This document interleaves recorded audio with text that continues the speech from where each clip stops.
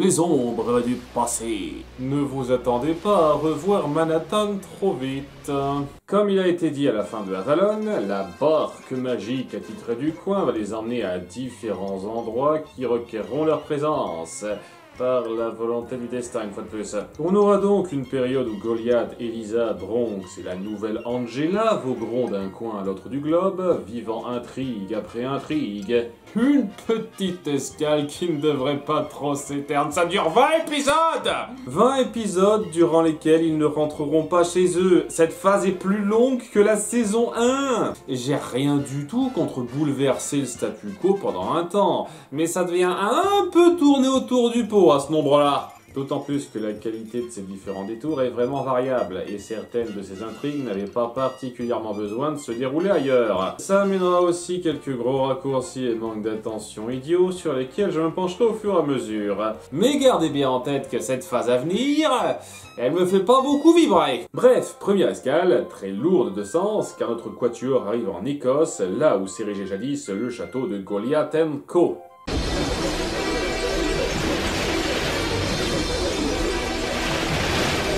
C'est bizarre, les tornades magiques n'apparaissaient jamais le mardi. Ils vont plus en hauteur pour se protéger des intempéries. Ah, je préfère quand même quand c'est Goliath. Il partage un peu son histoire avec Angela, mais il est vite pris d'hallucinations. Goliath. Oh. Approche-toi de moi. Je ne vais pas en parler, je vais très bien. En s'abritant dans une vieille grotte familière, bivouac du conquérant des premiers épisodes et base souterraine de Hervé, autant tout regrouper en un tant qu'à faire, Goliath ressasse sa vengeance manquée peu de temps avant sa pétrification vers le futur. Tu as fait le bon choix, Goliath. Je sais, mais je dois prendre ma revanche. Comment ? Tu comptes les ressusciter et les retuer? Ou bien voyager dans le temps avec la porte de Phénix pour qu'on découvre au bout du compte que depuis tout ce temps c'était toi le responsable de base de leur chute? Putain, ils auraient pu faire ça! Les hallucinations se poursuivent violemment, allant jusqu'à faire voir à Goliath ses deux anciens ennemis en ses compagnonnes. Les montagnes russes du slip. Ils cherchent à s'éloigner d'elles pour ne pas leur faire de mal. Bronx, cherche Goliath. Après, il n'y a qu'un seul chemin pour l'instant, vous devriez pas vous paumer. On découvre que tout cela est provoqué par les fantômes de l'ex-capitaine de garde et du conquérant Trouduc, qui errent ici depuis plus de 1000 ans. Ils ont dû bien s'emmerder jusqu'à présent, et ils finissent par le faire tomber dans une crevasse. Goliath, non!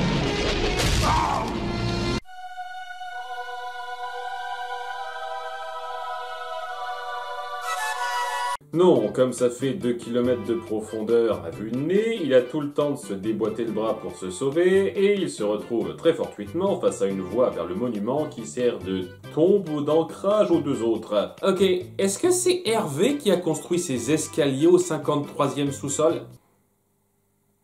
Il avait beaucoup de temps devant lui. Si le feu de la vengeance brûle encore en lui, c'est l'heure de notre revanche. Je sais pas si vous avez suivi la thématique de cet épisode. La magie de ces espèces de stèles le met face au cadavre reconstruit de son ancien clan. C'est perturbant, je reconnais. Assassin! Les fantômes trépignent. Finissons-en! Comment me retenir? Ça fait un siècle que j'attends ce moment. Un millénaire, tu veux dire? Ou bien vous avez mis 900 ans pour vous éveiller comme ça? Il finit par avoir la puce à l'oreille quand Démona apparaît dans l'eau alors qu'elle n'a rien à y faire et détruit tout ça sans état d'âme. Les marionnettistes apparaissent.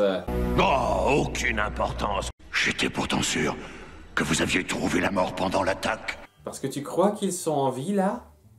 En gros, ces stèles magiques les ont gardés sur Terre par la force de leur haine, et c'est tellement magique que ça peut échanger la place d'une âme vivante et celle d'une ou deux mortes.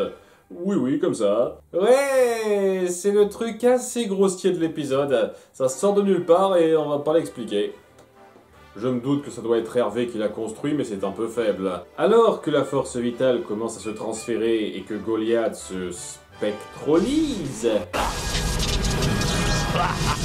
Est-ce que durant le jour, ça le fera se transformer en poussière flottante? Il utilise la dernière arme qui lui reste, la phrase d'inspiration héroïque. À quoi bon continuer à vivre quand on n'a plus d'honneur? Succès critique. Et tu es devenu fou, qu'est-ce que tu fais? L'ex-capitaine, qui n'est pas une mauvaise personne au départ, est convaincu, un poil trop rapidement à mon goût, et rompt le sort de force pour faire ce qui est juste. Je hais Goliath depuis des milliers d'années. Des milliers d'années, 100 ans, mets-toi au moins d'accord sur tes faux chiffres. C'est l'expiation pour l'homme qui peut enfin reposer en paix, et la sérénité pour Goliath qui peut le reconsidérer comme son ami. J'ai comme l'impression que ce serait trop long à raconter. Oui, il faudrait des siècles. Oh, un épisode de 20 minutes, c'est suffisant.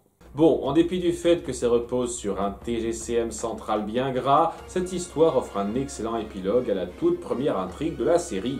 On sait appuyer une nouvelle fois la différence du contexte dans les actes et le principe que les motivations derrière les actes jouent un grand rôle dans le rachat et le pardon d'une personne, en l'illustrant dans ce duo antagoniste aux antipodes en matière de motifs.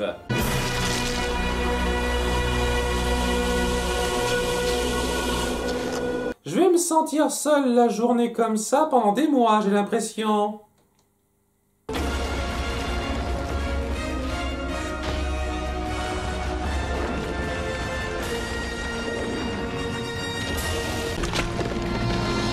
Tu as fini par comprendre, Goliath. C'est moi qui n'ai pas assuré. J'ai toujours été très nul pour faire des farces.